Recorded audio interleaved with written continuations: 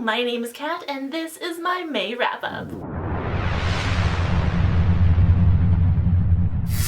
So I had a pretty decent reading month in May. My reading game was a lot stronger in the beginning of the month, and then I kinda lost it by the time I got to the Bout of Books readathon, which was just terrible timing. But I did still finish 6 books, and I'm actually filming this video ahead of time because I'm gonna be at BEA when it goes up, so there's still about a week of May left, and I might just get some more reading done. But yeah, let's talk about these 6 books that I did manage to finish. So first, I finished City of Lost Souls by Cassandra Clare. And I did talk about this in my April wrap-up because I read about half of it in April, but I finished it in May, so I'm gonna talk about it here too. I think City of Glass is still my favorite in the series so far, but this one is a close second. And I can't wait for City of Heavenly Fire. Like, it's actually driving me a little bit crazy that I don't have it yet. I mean, by the time this video goes up, I will have it, but in this moment,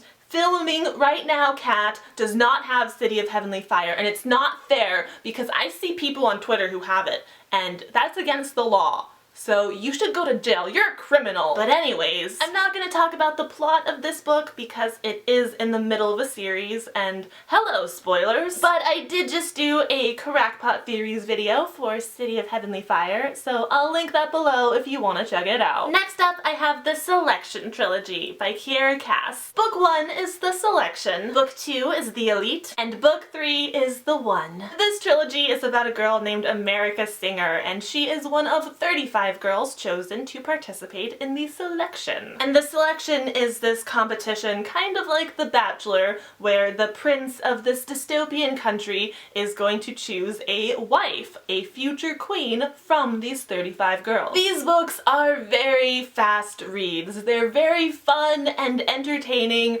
but the main character is extremely frustrating. She makes really dumb decisions, if she even makes a decision. A lot of the time she just wavers back and forth, and I really just wanted to shake some sense into her. These books really reminded me of reality TV. They're super fun and entertaining, but I didn't particularly like the characters. Like, they were interesting and I enjoyed watching their crazy adventures, but I wasn't like really caring for them. If you're looking for something fun and fast and entertaining, I would recommend this trilogy to you, as long as a frustrating protagonist is not a deal breaker. It's actually pretty fun to get worked up over how ridiculous America Singer is. However, I would not consider this series a must-read. There's a lot of other series I would recommend before this one. On Goodreads, I gave the first book 4 stars. I gave book 2 3 stars, 3.5 if I'm being kind of generous. And I gave the one 4 stars because it was a good conclusion to the trilogy. Next up, I read If I Were You by Lisa Renee Jones. This is the first book in a series, and it's classified as an erotic thriller, so it was a little bit out of my YA comfort zone,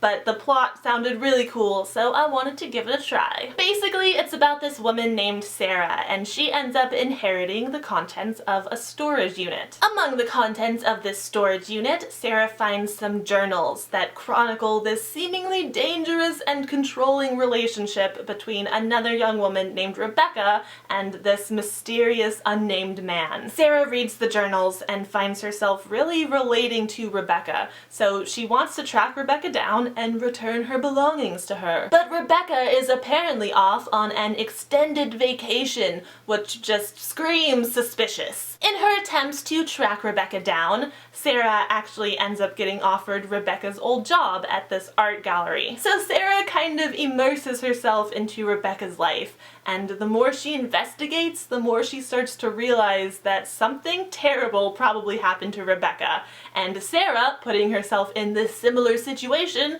might be putting herself into similar danger. I enjoyed this book, but I didn't love it. I thought the mystery aspect was super interesting, and I loved love the art gallery setting. I was also super intrigued by the characters and their backstories as we got to know them a little bit better. However, I personally just wasn't that into the romance, and as Sarah got more involved with one of the men, I felt like the Rebecca plot kind of got put on hold, and that was the part that I really wanted to read about. Ultimately, I would give this book a 3.5 on Goodreads because I did enjoy it, and I would continue the series because I am pretty interested to see how this all plays out. But the genre just isn't my favorite. If you think you might enjoy an erotic thriller though, I would recommend giving this a go because it has been very well received by people who are into this genre. Then I read Attachments by Rainbow Rowell. This was the Booksplosion book of the month for May, and like all of Rainbow's other books, it was adorable and romantic, and I loved it. It's about this guy named Lincoln, and he is the internet security officer for this newspaper. And part of his job is to monitor the company emails and issue warnings to people who aren't using the company emails properly. Then we have these two women who work for this newspaper, Beth and Jen, and they are not using their company emails properly. They're constantly emailing personal messages back and forth, and Lincoln should really issue them a warning, but he's actually very entertained by their emails, so he doesn't. And then he starts to realize that he's falling for one of them, and awkwardness and adorableness ensues. This book wasn't what I was expecting it to be, but I still adored it. I was thinking it would be like a dual point of view situation like Eleanor and Park, but we actually just follow Lincoln. And we do get to know Beth and Jen very well, but it's just through Lincoln reading their emails. I was also expecting more of an emphasis on the relationship, but we actually spend a lot of time focusing on Lincoln kind of figuring himself out. Like other Rainbow Rowell books, this has kind of an abrupt ending, like everything is resolved and it's a good conclusion, but I just want more. I always want more when it comes to her books. On Goodreads, I gave this a 4.5 because I really enjoyed it, but I didn't love it quite as much as Fangirl. That one is still my favorite Rainbow Rowell book, but still, all of Rainbow's books are fantastic and you really can't go wrong with any of them. But yeah, that is gonna be it for this video today. Those are the books I read in May.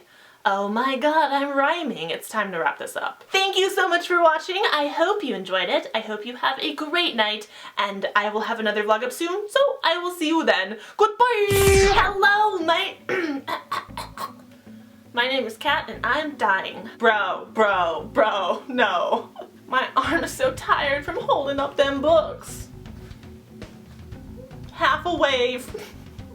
Ooh. Everyone and their booktubing mother now ends their vlogs with a bye. So, I'm gonna start ending my vlogs a different way. Thanks so much for watching. I'll see you next time. Goodbye! Okay, I don't think I can end my vlogs that way unless I stretch first.